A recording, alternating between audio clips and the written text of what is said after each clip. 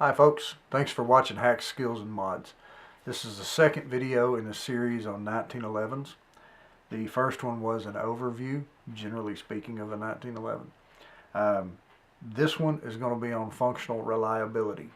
Okay, the first thing you need to know is 80% of your functional reliability comes from your magazine, and that doesn't matter what you're shooting, even rifle or pistol, it still comes from the magazine.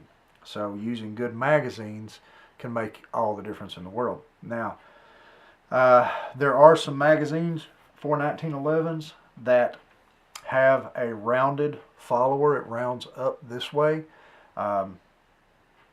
They're they're not the best magazines in the world. Sometimes I don't think they even have a brand, but they typically don't work very well, or at least for very long.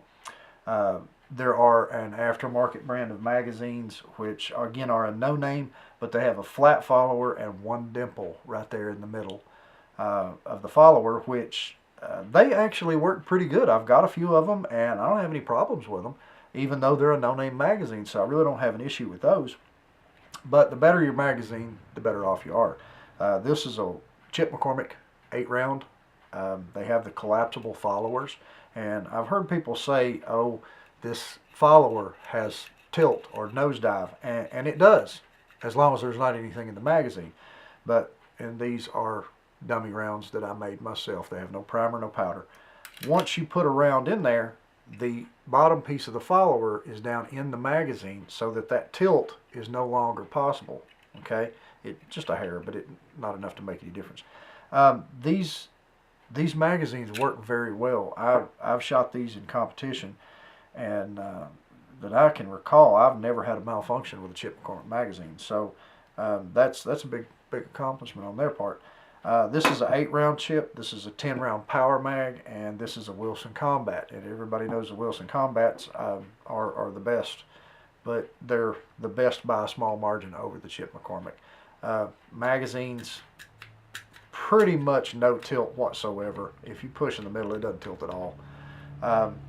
They're good mags too. They're both getting kind of expensive now, but anyway.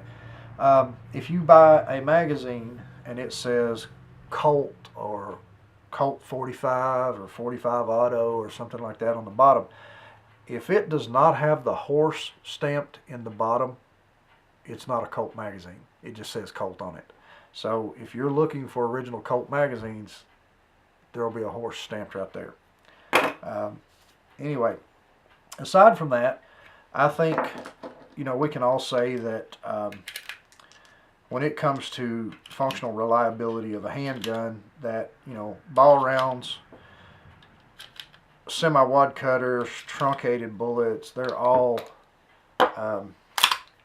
pretty easy to chamber as that goes, okay?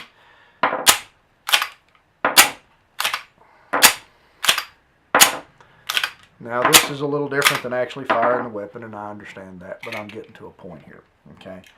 So that's a pretty easy task. I think we can all agree that when you get into hollow points, that's where the trouble begins. The more radical the hollow point, the harder it is to chamber. So I think that's a fair statement. I also think it's a fair statement to say that an empty case is an extreme variation of a hollow point. So if you can chamber empty cases, I think that is a pretty good accomplishment. So I'm going to dispel the theory that a 1911 is unreliable.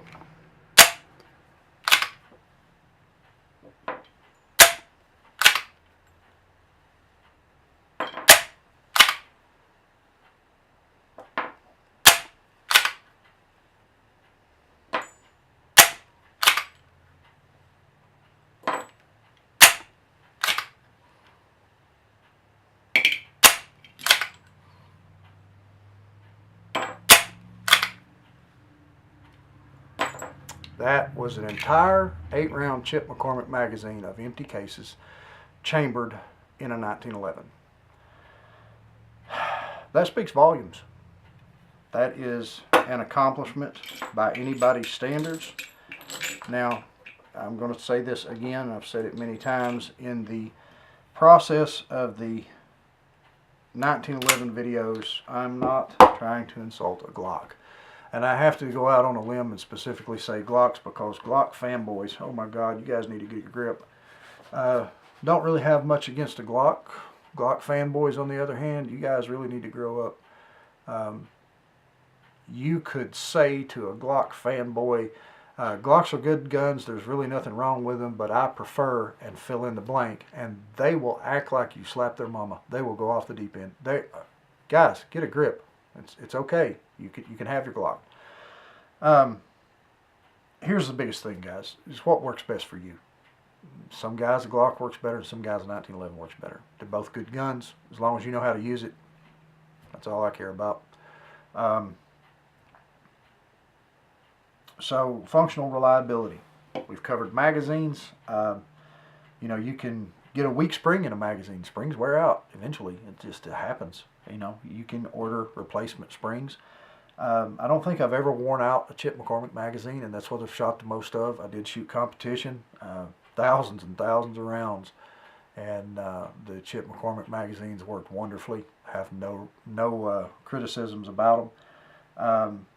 The recoil spring.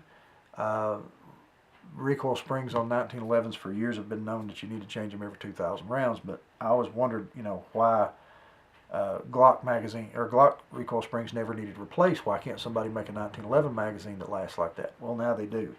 A company called Springs Co. You can get them through Brownells. Springs Co. makes a 1911 recoil spring that is tested to 50,000 compressions with no loss of tension and no set. They're about $9, which is roughly $1 more than a standard recoil spring, and it's virtually going to last forever. So Brownells and Springs Co. recoil springs. Thanks for watching. Thanks to our veterans. Appreciate the sacrifices you folks made. Check out Hart Creek Armory and their custom work. Y'all have a good day.